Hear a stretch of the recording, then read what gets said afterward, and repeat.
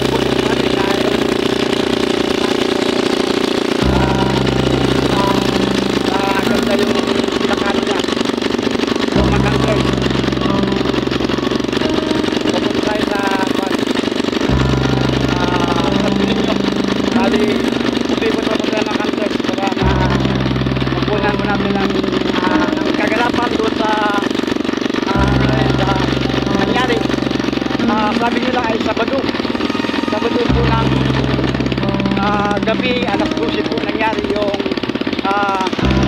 dump truck na pinagwiras po na discuss sa tumba at namatay po yung driver. Sa kang driver yun ay masagasan o mawasak po yung bahay. Ang ginawa ng driver sa sakripisyo po niya ay iwasan po niya bahay na mawasak yung bahay. Kaya sinabit na lang po yung repilan na para mahagilid para walang madiskas yung mga bahay. Matay po ang driver at physical po yung bayanti na nasa sila po. Kaya yun po ay tuloy po puntahan po natin mga kantos kayo sa lugar na sa Salvador po sa papuntahan ng Bizares. Dito tayo dito.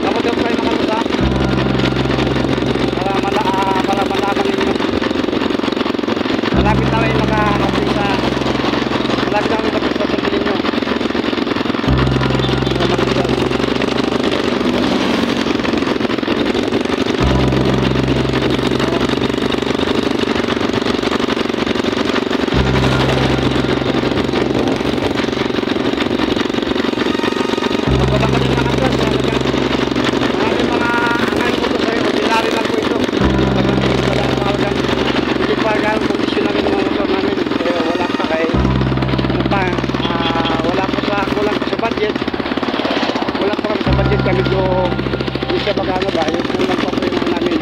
Kaya medyo sandali.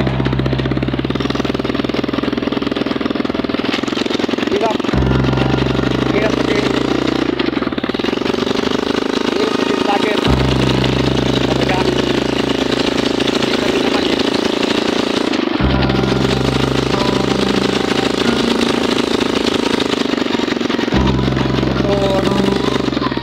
Yung aming motor yun, minsan nga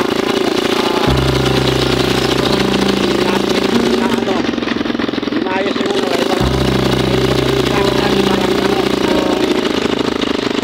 medyo maayos, medyo ano na.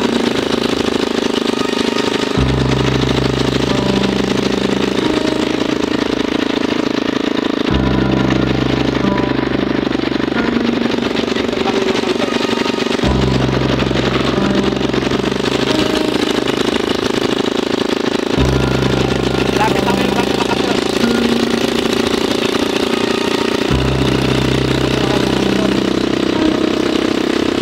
Tony Hunter Vlogger TV. YouTube channel ko, mga kadol. Nakamotor ko kanya, nakamotor. Shout out sa lahat-lahat ng mga followers namin ha, mga solid followers. Kaya lang yung mga subaybay sa subscribe ko. Sa aming YouTube channel ko, Tony Hunter Vlogger TV.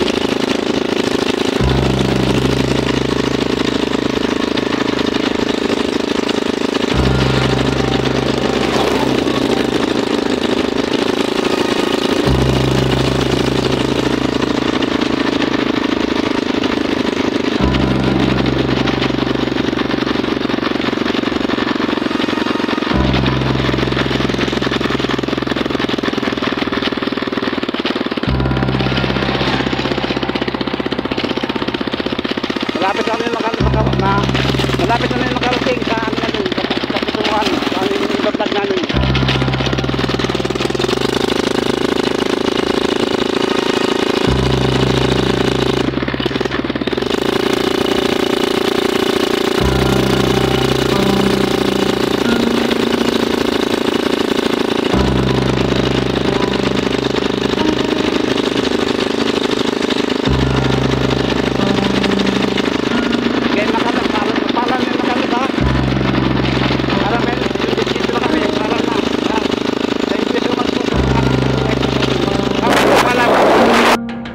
Tanghali sa mga hunters sa Tony Hunters Vlogger TV YouTube channel ko kung saan po ay ito po tayo sa lugar ng Santo Santo Niño. Yan, malaki po.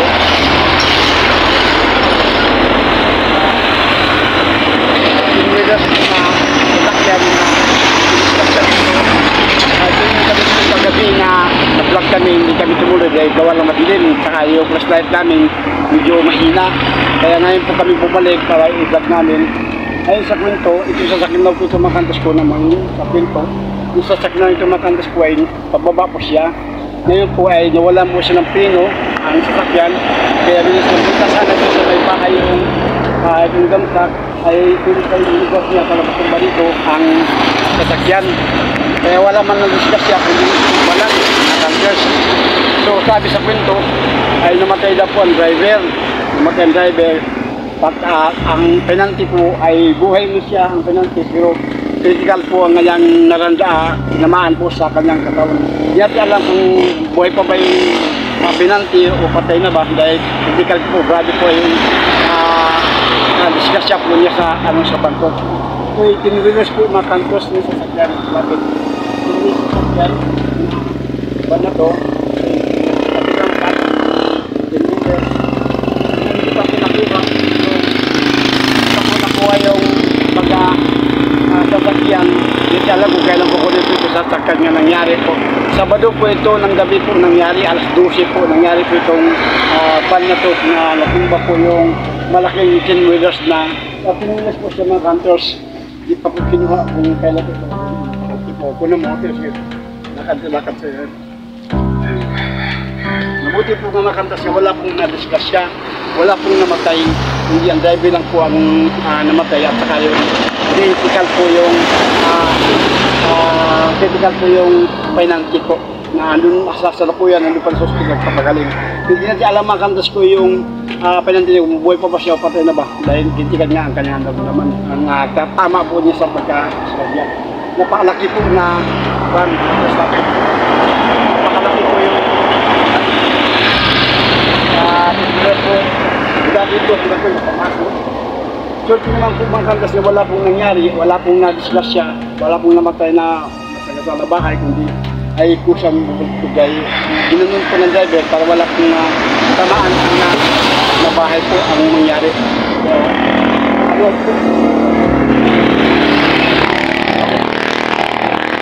matay po. Wala po. Wala po. Mga may bahay na wala po siya. Makantas ito po yung nadugtong kagabi sa vlog namin dahil hindi po kami bumalik ulit dahil malabo po aming slide dahil wala pong charge, wala pong signal. Kaya medyo hinikan namin ito mga hapon ito para idugtong na lang po namin sa aming mga video namin nga nangyari sa contact. Patay po ang nagbaliw nito. Kaya mga kantas.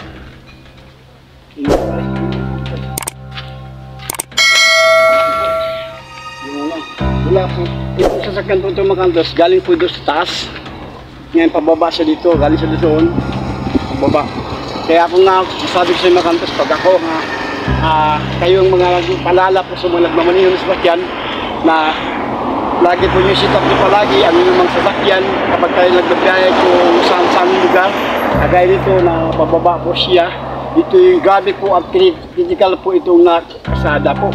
Kailangan po dito talaga na pag nagbaniho po tayo sa sasakyan, lagi pong nakacheck up po palagi ang ating mga preno. Dahil nga kagawa na malaki yung mga van po nga dumadaan dito, 10 wheelers, anong klaseng masasakyan na badaan, lalo pag gabi. Yun po ang number 1 na preno po ang kadalasan natin na isi-check up.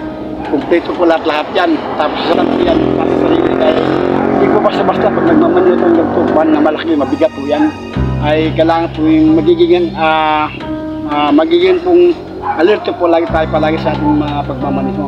Maging klase man yung sasakyan, pababa, dandahan po tayo pababa ito dahil ito. Marami na pong nadisgasya sa lugar na ito, mula Babisalis hanggang dito. Doon sa dulo, may vlog din kami doon, nahulog po ang doon, patay po ang tao doon. Kaya ganun po dito. Kaya dapat, maingat po tayo mga driver ha, malala po sa mga driver, maingat po tayo sa pagmamaniho.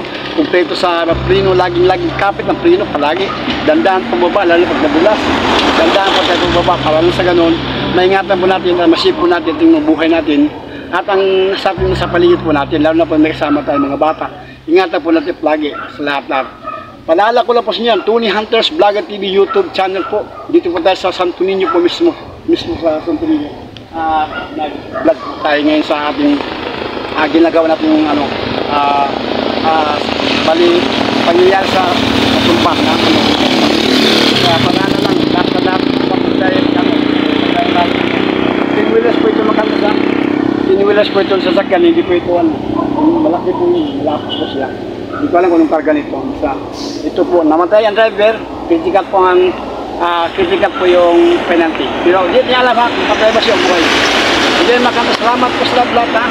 Like, share, follow, subscribe po. Huwag kalimutan po sila ang buto, lalabas po ang notification. Nag-imensikat po yung uot, tingin yung uot, para lang ito po yung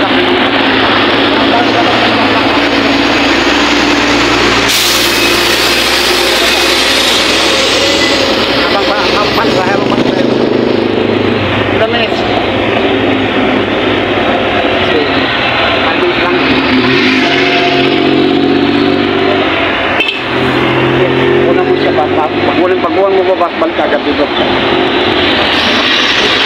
Kunin pa.